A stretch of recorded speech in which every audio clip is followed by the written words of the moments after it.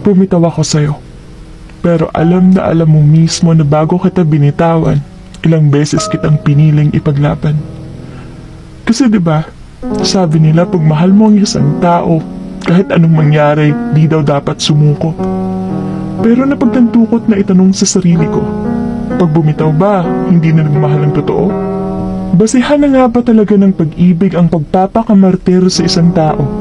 Malibang piliin ang sarili bago ang isang taong hindi ka man lang mapahalagahan ng tama. Kailangan ba talagang magpakamartir ng paulit-ulit kahit kapalit ay sarili ko naman ang mawawala? Sa tingin ko hindi naman. Hindi magiging mali ang pagpili sa sarili kailanman.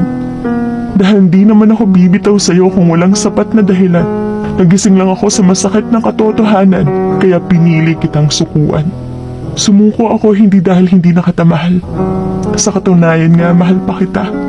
Sobrang mahal pa kita. Pero tingin ko talaga hindi na tama pa. Dahil alangan namang ipagpilitan ko yung sarili ko sa isang taong hindi ako palaging mahalaga. Aaminin kong may mga naging pagkukulang ako sa'yo. Hindi ako perpekto. Pero ginawa ko lahat-lahat para sa'yo. Sinubukan halos lahat ng paraan na alam ko para maayos na lang tayo. Pinili kang ipaglaban sa kabila ng sinasabi ng ibang taong hindi ka na dapat pang ipaglaban. Pinili kong magtiwala sa pag-ibig mo, pero nagkamali ako. Dahil ang inakala kong laban na magkasama tayong makikibaka, ako lang pala ang sumusubok lumabang mag-isa. Ako lang pala ang may gustong manalo tayong dalawa. Habang ikaw, wala kang ginagawa. Tapos ngayon ako pang masama. Ako pang may kasalanan kasi sinukuan kita. Sagutin mo nga, paano kita patuloy na ipaglalaban kung ikaw na mismo ang nagtutulak sa akin na sumuko? Ilang beses kong sinabi sa'yo na napapagod na ako.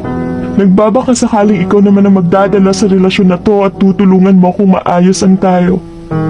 Pero may ginawa ka ba? Wala, diba? Kailangan kita pero iniwan mo akong mag-isa.